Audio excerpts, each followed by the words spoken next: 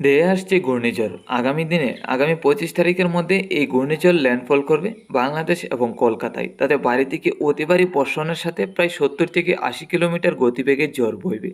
এই ঝড়ের কারণে প্রথম এই বছরের ঘূর্ণিঝড়ে দুই বাংলা ভাসতে যাচ্ছে।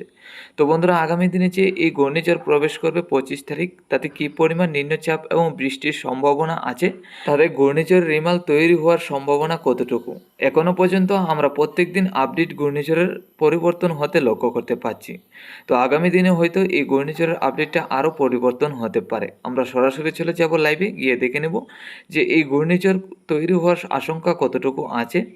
এছাড়া আজকে এবং আগামীকাল নিম্নচাপ বা বৃষ্টির সম্ভাবনা আছে কিনা, যদিও থাকে তাহলে আজকে এবং আগামীকাল কোন সময় কোন কোন জেলায় কী পরিমাণ বৃষ্টি হতে পারে। এছাড়া তাপমাত্রা হবে ঊর্ধ্বমুখী। আগামী 24 তারিখ পর্যন্ত দক্ষিণবঙ্গের তাপমাত্রা বাড়তে থাকবে, প্রায় 38 থেকে 39-এর কাছাকাছি চলে যাবে। তো বন্ধুরা, তাপমাত্রাও আমরা দেখে নেব কোন কোন জেলায় কী পরিমাণ থাকবে। আমরা চলে এলাম সরাসরি লাইভে। আজ 20 মে সোমবার 2024। প্রথমে দেখে নিচ্ছি আমরা ঘূর্ণিঝড়ের পরিস্থিতি। আজকের দিনে তেমন ঘূর্ণিঝড়ের প্রভাব আমরা লক্ষ্য করতে পারছি না। আগামী 22 তারিখ 23 তারিখ থেকে মোটামুটি ঘূর্ণাবর্তটা শুরু হবে। আর এই ঘূর্ণাবর্তের লঘুচাপ আগামী 22 তারিখ থেকে শুরু হবে বঙ্গোপসাগরের দক্ষিণের সাইড নিয়ে। তাতে আন্দামান দ্বীপপুঞ্জ হয়ে মায়ানমারের উপকূলের দিকে কিছু নিম্নচাপ থাকবে। আমরা যদি 23 তারিখ থেকে 24 তারিখের মধ্যে যাই, তাহলে কিন্তু সুস্পষ্ট হবে ঘূর্ণাবর্তটা। আর এই ঘূর্ণাবর্তটা মায়ানমারের উপকূল ধরে আমরা যেটা লক্ষ্য করতে পারছি, বাংলার উপকূলের দিকে কিন্তু এগিয়ে আসার সম্ভাবনা এখনও পর্যন্ত আছে। তাতে এখনও আমরা যে ঘূর্ণাবর্তের যে পরিস্থিতি লক্ষ্য করতে পারছি, এই ঘূর্ণাবর্তটা কিন্তু আগামী কয়েকদিনের মধ্যে কিন্তু ঘূর্ণিঝড়ের রূপ ধারণ করতে পারে। এখনও পর্যন্ত আমরা যেটা লক্ষ্য করতে পারছি, এই ঘূর্ণাবর্ত থেকে ঘূর্ণিঝড় তৈরি হবে না, হয়তো আগামীকালকের আপডেটে আরও পরিবর্তন হতে পারে আর এই ঘূর্ণাবর্তটা ঘূর্ণিঝড় তৈরি হয়ে যেতে পারে। দেখুন, 25 তারিখের মধ্যে কলকাতা এবং বাংলাদেশের যে উপকূল রয়েছে, এই উপকূল হয়ে কলকাতা এবং বাংলাদেশের উপর থাকার সম্ভাবনা আমরা যেটা লক্ষ্য করতে পারছি আজকের আপডেটে।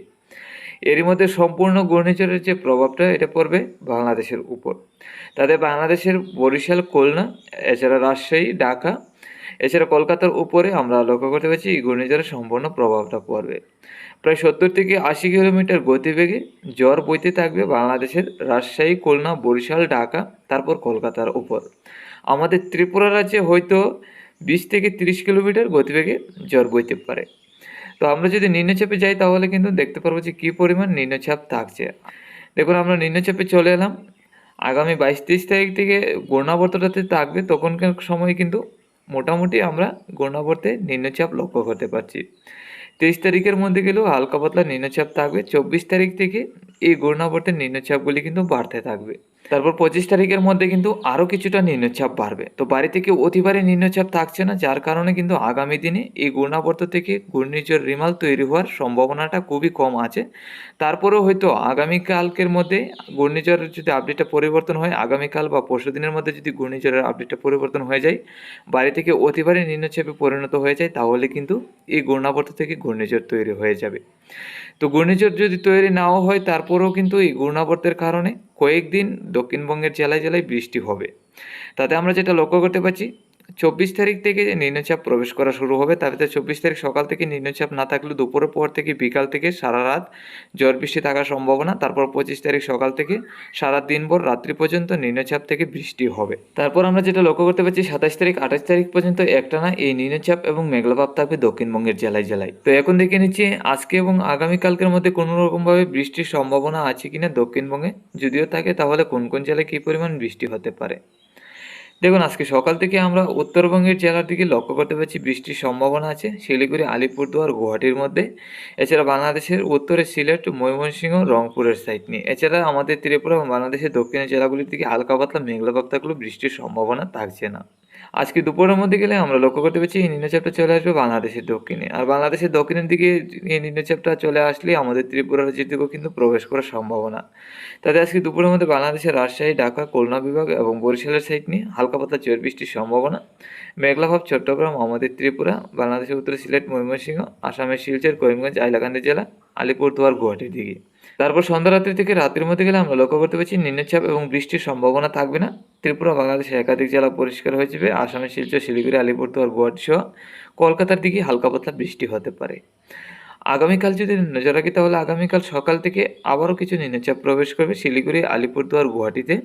বাংলাদেশের উত্তরে রংপুর, সিলেট, ময়মনসিংহ, এছাড়া আসামের শিলচর, করিমগঞ্জ, হাইলাকান্দি জেলা, আমাদের ত্রিপুরার উত্তরে ধর্মনগর, কুমারঘাট, কমলপুর, আমবাসার সাইড নিয়ে।